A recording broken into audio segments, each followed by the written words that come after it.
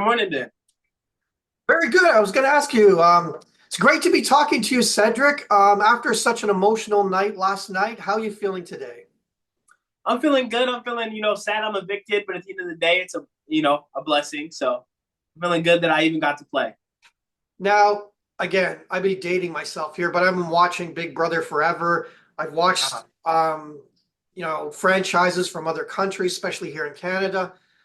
That was one of the most emotional exits I've ever seen in the history of the show. How how did that how did that have an impact on you, knowing that you had such an impact on all those house guests, even your rivals? um, what kind of got to me? That and Yeah, that's I'm sure as you saw in my interview with Julie, I was kind of emotional, and it wasn't because that I lost out on the chance of like all the money or the title of Big Brother 26 winner. It was that I very much feel like those are some of my closest, like those are my best friends that I had to leave. So it was good that everyone liked me and that I liked everybody and we meshed well. yeah. Now, obviously, a lot led up to your eviction. If you're looking back, who do you feel most disappointed in, or perhaps the most betrayed by? Because there was a lot of people that are involved in that big push near the end.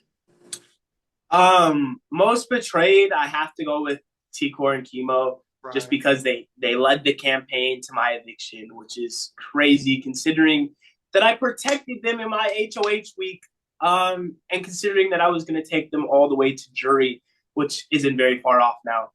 Yeah. Um, yeah, Leah, I can't really be mad at. Joseph surprised me with his flip flop vote just because he Yeah. said, even if it's 8-1, I'll vote for you. You Yeah. saved me last week. Like, but the game's so volatile. I can't expect much. Now, looking at your game overall, do you have any regrets? Because one thing that seems to come to mind is that maybe you'd spread yourself too thin amongst a whole bunch of different people. I mean, you had your core alliance, but then, especially during your HOH, you were like trying to placate so many different people. Was it hard to babysit that many alliances and that many people? So I think I was one of the more fortunate people with Right. alliances. I felt like I was kind of trusted in wherever I was at. Yeah. Uh, and the Pentagon is really what I needed to hold me down. That's where I needed all my trust. So what kind of did me in this week was Quinn losing his vote, and that kind of forced all this to happen. So there's a reason why I volunteered to be a pawn, and it kind of just crumbled in front of me. I was gonna say, in case you haven't read the rule book, one of the big things is don't get nominated. Now you Mm. volunteer. I'm sure you've been asked this 1,000 times. You volunteered to go on the block, and it was accepted, even though you were a close ally. What was your thinking? What was the plan behind all that? Because it wasn't as it appeared, is it? No, so I got sniped. Um, but playing into spreading myself too thin, I thought I had enough personal connections to at least secure a swing vote.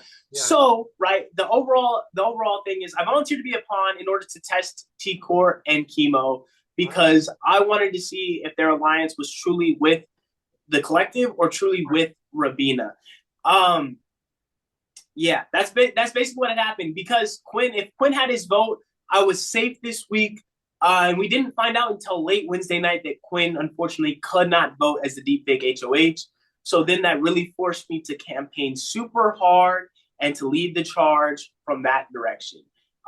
In turn, and which was crazy because if Joseph would have stayed his course and we could have all been honest and told Leah the collective was going to change. T-Core and Keemer were going to drop out. We were going to bring Leah in. Quinn's a snake. So we were going to cut him at the first double eviction, changing the Pentagon into a rectangle, making Leah one of the final five. So, yeah, it was supposed to work out really well. Unfortunately, it just worst case scenario on worst case scenario stacked that led to my eviction. Now, Tucker was one of your biggest rivals in the House, and at Mm-hmm. one point he accused you of going against the plan and betraying him. So, for the record, did you Yeah. or did you not tell him to use that veto? I'll have to watch it back, but I'm almost positive I told him don't use the veto. Like I wasn't trying to finesse him. I truly felt that I told him, hey, look, don't or to use the veto on himself. Yeah, If not, don't use it on Angela. Basically, is what I'm trying to say. yeah. Now we saw you and on the feeds, you and Tucker kind of bury the hatchet. There was, game respects game and all that kind of stuff. Were you ever thinking of possibly, because you guys did talk about teaming up, about coming together, were you seriously considering that? No, that was about as real as my final two with Quinn. There was never Tucker's biggest thing, which is kind of why I chose in week 3 not to throw Quinn under the bus.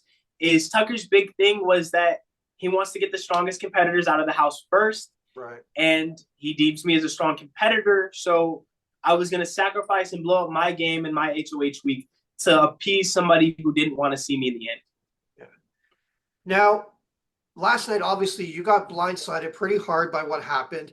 Did you have any inkling though that it was coming? Did anybody kind of whisper in your ear? Did you have any inkling that things were, nearing that point of voting, that things were not going your way?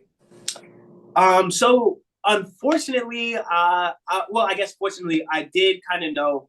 Even going into the week, I knew worst case scenario for me is sitting next to Rabina in the eviction chairs. So that was like literally the worst case scenario. And then I found out because Chelsea told Brooklyn and Joseph, I was in the room, that T-Core and Chemo are leading the charge to flip the house and send me on my way this week.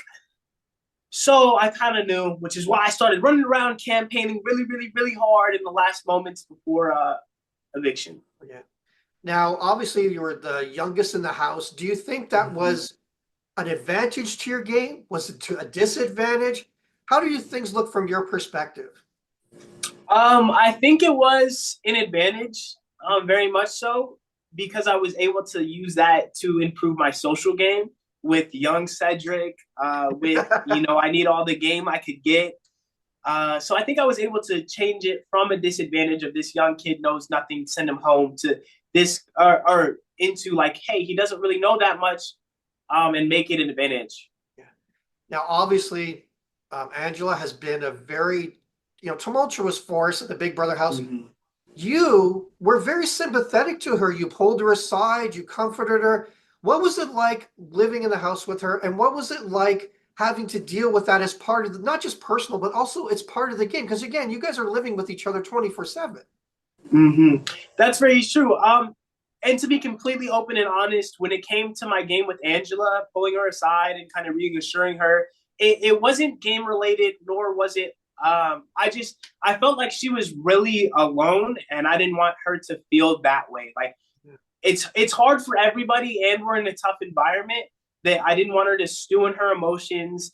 And at the end of the day, as much as we're players, we're all people, and I felt like she needed a person. Now, obviously you were close with many people in the house, both personally and game. Who do you think you were most close with of all the different people we saw you aligning and interacting with? It's got to be Big Sis, my fellow mascot, Chelsea. You know what I mean? We just kind of immediately had that connection.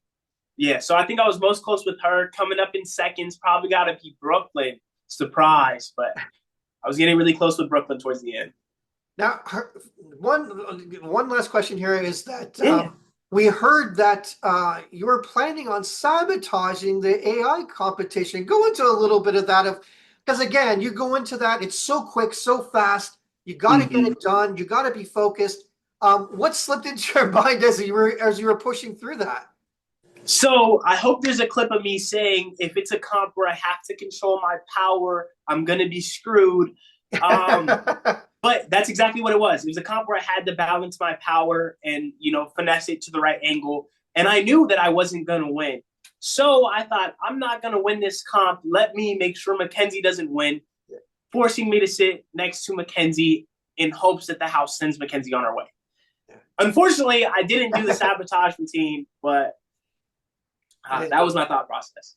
Well, Cedric, I just wanted to thank you for taking the time to talk to us. And again, I've watched many episodes of Big Brother. It is rare that you see such a connection, somebody who's made such an impact on the house guest just by being himself.